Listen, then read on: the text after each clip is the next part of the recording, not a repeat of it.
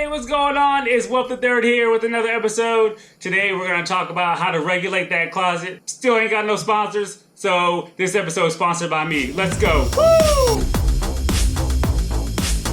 So you're probably thinking, what the hell is closet regulation? Well, just think about it. On this fitness journey, you probably have some sort of issues with insecurities. You're not happy with your body image issues. Whether you're too skinny, too big, too wide, not muscular enough, or whatever the issue is, but you have some sort of body-related problems. So let's talk about the closet. So in whatever formality or whatever resources you use to record or analyze your weight, body fat, whatever it is, I think the most accurate and most overlooked method on why I'm pausing a lot, I have no idea. I'm trying to think. The most overlooked method is the closet. Now you think about the closet is something you go to every single day, multiple times a day if you're a big old fashion freak and like to wear clothes and dress up and going out.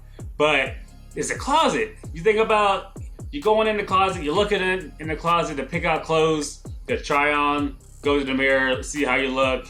If you got a friend there to get an opinion on whether this is an outfit or a spouse, whether this is gonna go with my shoes or do I look good in it. So we need to figure out a better method, and I think the closet is that. So you put on a shirt and the shirt's tight and you're thinking to yourself, damn, this shirt fit a couple months ago and now I can't wear it.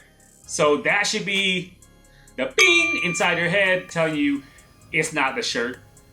I don't wash the shirt. The shirt gets dry clean, especially clothes that are dry clean. So let's look at that. So clothes like dresses, for men, dress shirts, dress pants. You put on these clothes that you don't wash, you don't put in the dryer, you don't put them on high heat and it shrinks the hell out of them. These things you get are worn probably on occasion, maybe every couple of months or a couple of years, are going to be the best indicator to tell you that these clothes are not feeding because I'm doing something wrong on my nutritional side. Like I'm eating foods I shouldn't be eating. I haven't noticed I put on weight. I can maybe see it in the mirror. It's not that obvious yet. You can't see it. Maybe a little bit in the chin, maybe a little bit in the belly. But when you put on those clothes and you can't button the button, or you put the shirt on and it comes up right to above your belly button, now we got a problem.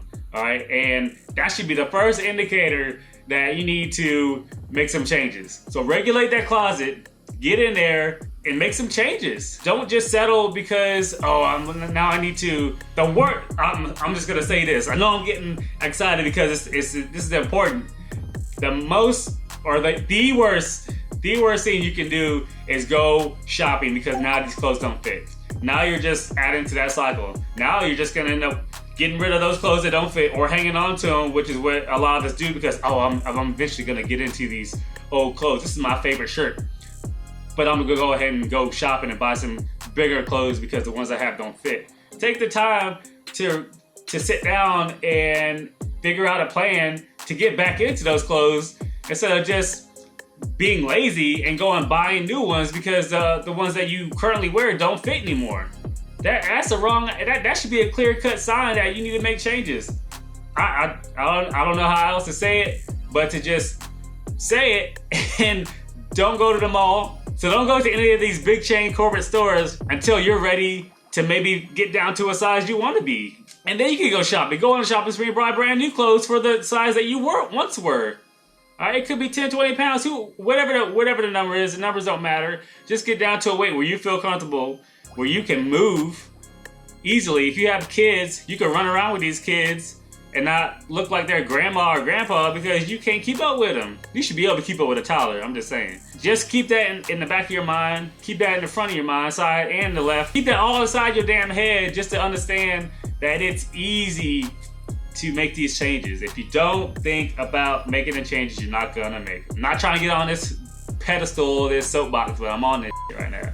So you just need to think how easy it is to do it, and you're gonna do it. Stay consistent, have somebody to keep accountability of you. If you can't keep accountability yourself, and make it happen, and you start to see some changes. You're gonna see them as they come. I don't know what else to tell you. Your closet should be filled with clothes that fit, clothes that are in the process of becoming too big to wear. The moment your clothes start to get too tight for you to wear, or you feel uncomfortable, that if you were to wear this for a couple hours in the night that you would not be comfortable wearing it, stop. The moment that your belly button starts to make a guest appearance when you raise your hand in class, stop. The moment that you think medium is an actual size, stop. The moment that you can count all the hairs, all the little hairs on your belly button, stop. Make a change, get in the gym, get on a diet plan, whatever it takes. There's so much information out there on the internet. No excuses. Zero excuses to hitting those goals. I hate the word goals too because it's so overused, but whatever. Zero excuses. So get off your ass, get in the gym, get outside, and let's make it happen. Hey, make sure you subscribe if you like what you saw and you want to stay up to date and in tune with more news, fitness, anything fitness related, talks, content, yada, etc. Hit the red button below, right, left, wherever.